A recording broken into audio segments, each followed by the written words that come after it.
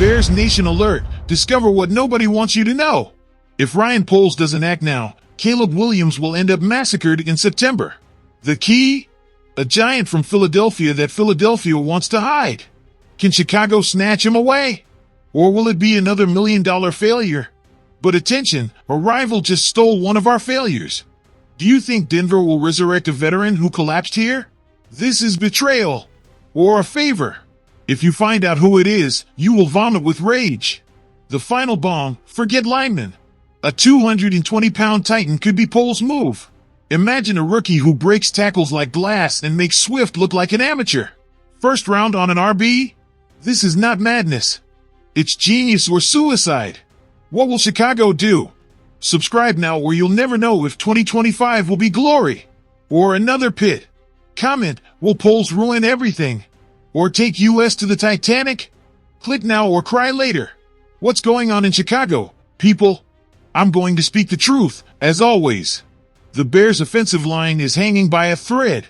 If they don't make a move now, Caleb Williams will end up like an obstacle course runner instead of our franchise quarterback. You know why? Because those guards. My God! They didn't even have a fixed starter last season. How do you expect to protect the #1 draft pick or generate a decent running game? Impossible! Braxton Jones and Darnell Wright are the only survivors from 2024.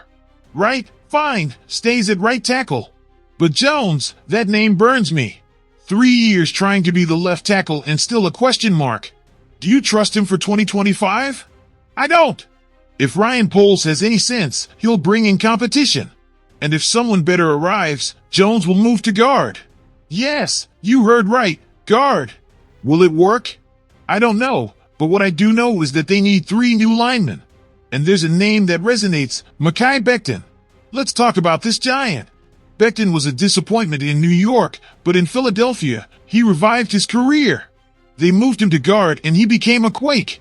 6'6", 365 pounds, and in 2024 he helped Saquon Barkley break records. His numbers? 74.7 run blocking grade. Not bad. Pass protection?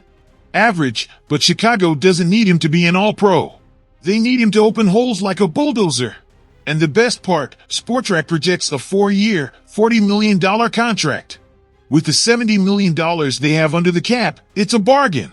But here's the problem, fans, will the Eagles let him go? Becton just won a Super Bowl. Will he trade the comfort of a champion for a project in Chicago? If Philadelphia matches the offer, he stays. But I'll tell you this, the Bears have advantages. They could offer more money, a starring role as the left guard, and the chance to be the hero who saved Caleb Williams. Is it enough? I don't know. But if Ryan Poles doesn't try, he'd be committing a crime. And don't get too comfortable. If Becton doesn't come, the plan B is terrifying. Drafting? Jackson Powers Johnson sounds good, but rookies are gambles. Spending $18 million a year on Kevin Dotson? Too much for a guard. Trades? Cleveland would ask for a first-round pick for Joel Bitonio. Madness! The reality is harsh. Without Becton, Caleb will be running like a lost soul again. But let's talk about Braxton Jones. If they move him to guard, will he hold up? The guy weighs 100 pounds less than Becton. Can he block monsters like Dexter Lawrence or Javon Hargrave? Maybe his agility helps in open spaces, but if he fails, goodbye season. And if Chicago doesn't sign anyone, they'll have Ja'Tyre Carter starting. That's like putting a candle in a hurricane. I ask you, Bears Nation, is it worth the risk with Becton? For me, the answer is yes. $10 million a year is little for a guy who can turn Chicago's running game from a joke to a threat. Plus, if the line improves, Caleb will have time to throw and DeAndre Swift will run like in his elite days. But if they don't, I'll tell you how this ends. Williams injured in October, another losing record, and the 2026 draft looking for another quarterback. So here's my question for you, fans. Would you sign Mekhi Becton for $12 million a year knowing his pass protection is weak, or would you rather invest in a rookie from the draft? Do you think Keenan Allen still has gas left in the tank? I tell you he does. But it turns out the Denver Broncos, those rivals we never like, are sniffing around our former star receiver. And you know what? Someone at Mile High Stadium thinks he can be the piece to accompany Bo Nix, the rookie who led Denver to 10 wins. But wait! Did they forget Allen collapsed in Chicago like a plane without an engine? I didn't! Let's get into it! Keenan Allen, the same guy who racked up 6 1,000-yard seasons with the Chargers, the same guy who won Rookie and Comeback Player of the Year awards, ended up in Chicago with only 744 yards in 2024, his worst mark in 11 years. What happened here, people? Was it the Bears system? Was it Justin Fields? I tell you, it was a combination of disasters. Allen arrived with fanfare, but did you see that? 7 touchdowns don't make up for such a brutal drop. And now Denver wants to revive him? Listen up. The Broncos have Marvin Mims and Troy Franklin, 2 hungry young guys. Do they really need a 33-year-old veteran coming off a failure in Chicago? I ask you. Or is it that Sean Payton wants a leader in the locker room? Allen has experience, that's undeniable. But if Denver bets on him, it better be on a cheap contract. Because Keenan isn't worth what he'll ask for. This is personal, people. You know why this hurts? Because the Bears let go of a guy who could have been key if given a decent QB. Or are you going to tell me Caleb Williams or whoever they have now wouldn't have connected with Allen? This is a slap in the face to the fans. And now the million-dollar question. Broncos fans, would you sign Keenan Allen knowing he's coming off his worst year? Comment below. And you, Bears fans, do you think letting Allen go was a mistake, or did they lighten the load? Do the Bears really need a tackle with the 10th pick? I ask you, how many times did you see Justin Fields or our QB running like they had Freddy Krueger chasing them? Yes, the line is important, but what if I told you there's a dynamic player who could revolutionize our offense? And it's not a lineman? I'm talking about IMMINENT Hampton, the North Carolina running back who just racked up 1,660 yards and 15 touchdowns in 2024. A 220-pound beast who combines hawk-like speed, feline agility, and the strength to break tackles like they're cookies. But here's the debate. Is it worth spending a first-round pick on a running back in 2025, or should Poles move smartly in the second? Listen to this. Nathan Yankee of Pro Football Focus projects Hampton for us, but not in the first round. And here's where I throw you another uncomfortable question. Didn't Ryan Poles see what we all saw in 2024? DeAndre Swift, with all due respect, faded on contact like a ghost in broad daylight.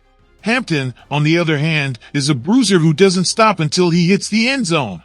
But wait, what about Ashton Jeanty? Sure, the name sounds strong.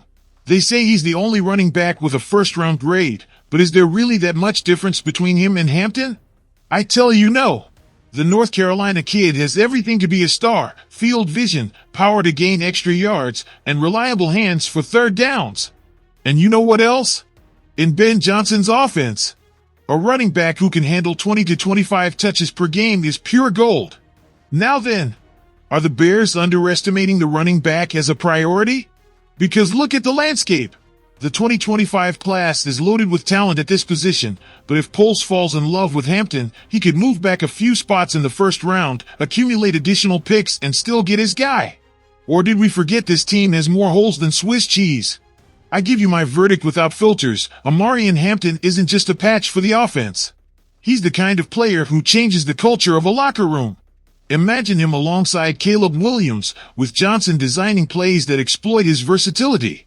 And pay attention, in his last year, Hampton averaged 5.8 yards per carry. How many times did we see Swift stumble in front of a cornerback on second down? So the key question for you, Bears Nation, I ask this: would you prefer Poles to risk it all on a lineman in the first round, or play strategically by betting on Hampton, a three-down back who could be the heart of this offense for a decade? Are you ready to define the Bears' future? Today we debate critical decisions, controversial signings, draft strategies, and bets that could change the franchise's course. Which side would you take? Mekhi Becton has experience, but his pass protection flaws raise doubts. The question is straightforward. Would you risk $12 million annually on him, or trust a rookie from the draft to protect our quarterback? Comment, which option gives you more confidence? Keenan Allen is coming off his worst season, but his track record speaks of a star player. Would you sign him to give the offense a veteran, or do you think it's a desperate move? We want to know, vote of confidence or costly mistake? The biggest dilemma: should Poles bet everything on alignment in the first round, or choose Hampton, a three-down back who could be the soul of this offense for a decade? Defend your stance, line stability, or a franchise player? If you want to be part of this Bears family, where every opinion counts and every decision is passionately debated, subscribe and turn on notifications. This channel is not just news, it's the home of those who live and breathe this team. Every like, every comment, and every subscription brings us closer to building the best community in the NFL. Ready to shout Bear down together? Leave your answers in the comments, and see you in the next video. Until then, Bears Nation!